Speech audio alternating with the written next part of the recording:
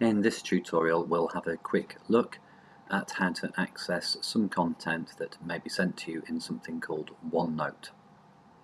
So the first thing that you would need to do is check your school email account, and you may see a link in there from one of your subjects asking you to open up a OneNote file. It may ask you to sign in at this point, and if you're met with a page like this, click on sign in. Your sign-in username is your school username at woodgreenacademy.co.uk, and then when you are asked for a password, it's your usual school password that you would use to log in to a PC.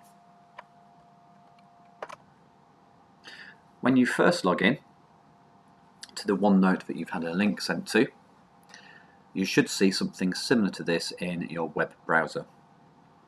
So on the far left are the notebooks that you have access to. So it's likely that you may only have 1, 2 or 3 in here.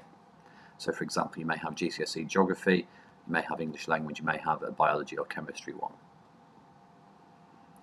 Once you've selected the notebook that you want to view, in this case GCSE Geography, we can give ourselves a bit more room by clicking on that little menu there. And here we have the different sections. So in this content library, these are the topics that Geography provided for you. When you select this one, so in this case Forests Under Threat, you will see the different pages within that. So in this case the Geography department have provided you with different PowerPoint slides for each of these sections. So under Forests Under the Threat, I could click on Structure of TRF and I'll see the content for that page, or down here Sustainable Forest Management, and there that content is. So we can scroll around just like we would do in a normal web browser. So that allows you to access and see the content that the teachers have sent to you. Now after you've accessed it once, rather than looking for the email and the link again, you can log into office.com at any time,